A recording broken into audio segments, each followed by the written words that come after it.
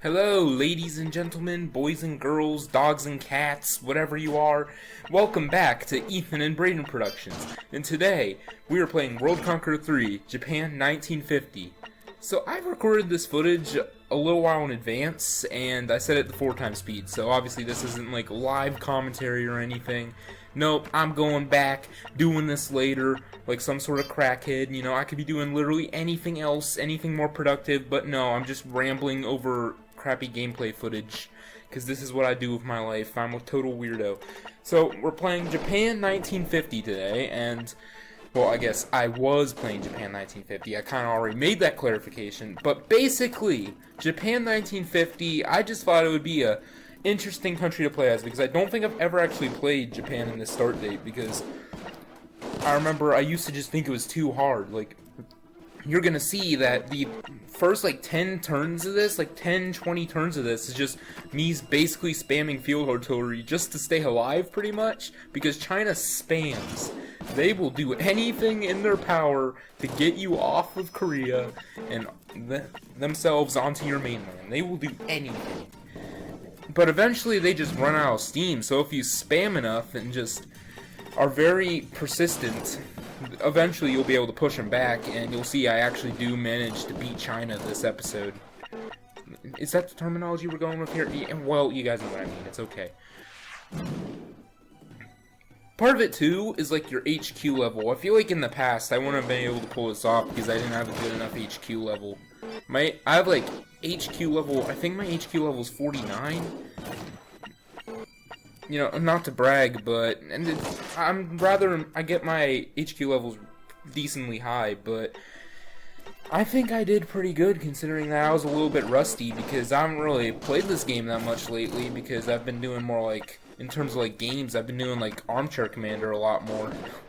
Like, I even joked to Ethan, like, the rocket artillery doesn't have a range of 3 and the heavy tanks don't have a range of 2. I need to stop playing so much Armchair Commander. Like, I literally said that because that's just what I'm used to now.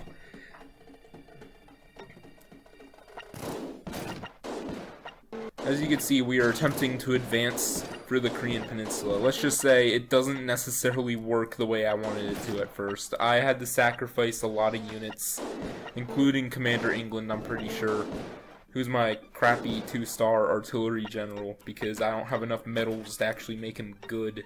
So I kind of compensate by just giving him a bunch of level 1 and level 2 perks. Yeah, I'm a little weird. I get it. I already know that. So never mind that. Let's talk about the channel, okay? You may notice content's been a little slower lately, and that's just because I haven't really been motivated to do like anything major, so I apologize for that. I'm trying to get back into things. It's gonna be epic. We're gonna have a lot of stuff this summer, hopefully, in terms of content. Like, I hope to get a lot of mapping out. I'm planning to work on Aphona 4 after I make this video, but there's just like other things going on, and I just haven't had much energy to do content lately, and I apologize for that.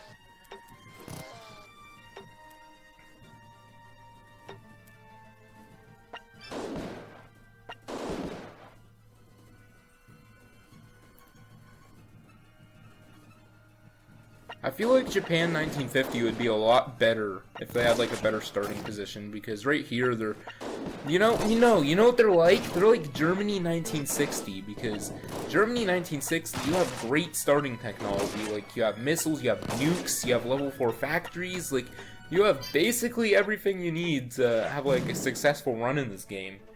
Yet, because of your starting position, how you're literally right next to the enemy, like the main enemy, you just get spammed, and if you don't have good enough HQ level or good enough strategy, you just lose because you just can't handle all the spam and whatnot.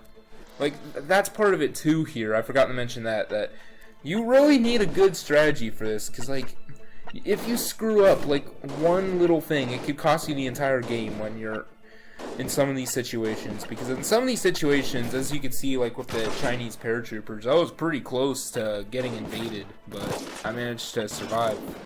I outlasted them. I managed to outspam the spammers. I mean, yeah, that's pretty much what I did, considering basically my strategy for the first part of the game was just to spam artillery. artillery is objectively the best unit in this game. I'm just saying, because the artillery, they have this perk called firepower, which basically makes it so your enemy doesn't retaliate like 70% of the time. And then the rocket artillery, they flat out make it so the enemy doesn't retaliate at all. Which, the only downside to it is they also don't retaliate if they're attacked. So if your enemy attacks your rocket artillery, there's nothing they can do about it. You may be able to see I'm attempting to secure the naval area a little bit because their generals are just chilling in the middle of Ma Sea of Japan. Ma Sea. They're just chilling, and I'm just trying to kill them.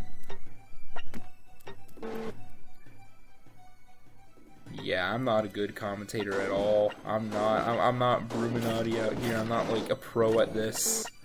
No, I'm actually kind of an idiot. But we already know that. You guys, if you've been watching the channel enough, you know my commentary is nothing spectacular. You would know that very well. So, more about my plans for like mapping. My plan is to do like up to Aethona episode 5. And then I'll pawn the series off to Matthew because he likes it a lot more than I do. Part of it, too, is it's not that I necessarily hate working on Aethona, because it's actually the most fun series for me to work on, in my opinion. It's just that I don't have the time for it. Like, ideally, I made a mistake with starting all these series at once. Ideally, as a mapper, you only have 1 or 2 series at a time. You don't try to stray away from that in any capacity. Like, I guess you could, but ideally you'd only have 1 or 2 series going on at once. And I, like, definitely threw that idea out the window, because I have, like, what, 5 series? In my opinion, what would be ideal for me is to just have YouTuber Wars and my alternate future world, which I'm planning. Yeah, I'm not sure if I think I did announce that already, that I'm starting an alternate future world. I already have the map and everything. I just need to, like, you know, make the episodes. And I'm probably gonna, I might do it sooner than this because I kind of want to actually work on it. I kind of have like motivation a little bit to work on it, but my plan is to do it after YouTuber Wars episode 13, which should be out sometime in the fall. I don't know when exactly. No time anytime soon, considering the fact that it took, what, 5 months to make YouTuber Wars episode 12? Well, let me do a little math. Well, 7 months if you count the months where I wasn't even working on it, but 5 months if you count the months where I had like slides out for it. Like, if you go into my files, you'll see there's like a 2-month gap between the episodes in terms of like production of the slides. But production for, even then, production for episode 12 didn't really take off until January. I don't even really remember what I was doing, because like that was before I like was working and whatnot. Like, I mean, I kind of more of an excuse now, in my opinion, because I have like an actual job now, albeit part-time. But back then, I don't even know what I was doing. I guess I just flat out wasn't motivated. Like, I mean, I still am not very motivated, but especially back then, apparently. Like, what was I even doing? I don't even remember. I think I made Aethona. In between episodes 11 and 12 YouTubers, I think I made Aethona episode 2 and Hoba episode 3. Don't quote me on that. Oh, and about Hoba, I'm genuinely not sure what I'm going to do with it anymore, because, like, I want to continue it. I want to tell the story of General. I think it's a great idea for a mapping series. The problem is, it's just the most boring series to work on of all time. I just hate working on it. I just can't bring myself to enjoy working on it because it's just so tedious. Like, it's a good story, but at the same time, it's a little difficult to rate in, like, a mapping series that's interesting, because it's not like there's very many wars. Like, there's, like, a few things you could have as, like, a war, but for the most part, I'm kind of limited. Like, I had the war between Eastlandia and North Minia last episode, and even that was a stretch. That didn't really actually happen. That was, like Laughing Face just made that city, town, I don't even know what I want to call it, because I think the terminology we went with was a province. Yeah, it was a province. And then it just kind of got absorbed in the Ethan's province over time, because, I don't know, I guess it's just how it worked, because it was so close to Ethan's, and Ethan's was just way more developed. Yeah, you'll see in the series, it's actually fairly interesting. I'm going to try not to give spoilers, but basically Imperial Garyville is going to get a lot more centralized. There's going to be like an actual government, and there's going to be a lot of shenanigans going on too. Like, a lot of griefing incidents, a lot of hacking threats, you know, it's gonna be very interesting. Well, I mean, I guess it is very interesting, not it's gonna be, because it already happened. I'm not making this up. That's the thing about History of Blue Army, I'm not making it up, this actually happened, as I've probably made pretty clear. Well, anyway, that's besides the point. This is a total tangent. What I mean to say is that History of Blue Army is probably going to be put on hiatus after I do episode 4, simply because, I don't know, it's really boring work on it. As I said, I want to focus on YouTuber Wars and AFAL. Those are going to be my main series. AFAL is Alternate Future World, by the way. I know a lot of people are bad with acronyms. Like, Matthew, I send him acronyms, and he's like, what's that? And I'm like, dude, it's an acronym. It's kind of obvious what it's an acronym for. But I'm not that mean about it. I'm nice with him, okay? I'm nicer than that. I'm a good boy, okay? Yeah, definitely. As you can see, I'm starting to win because China just ran out of steam, but my spam machine's still rolling.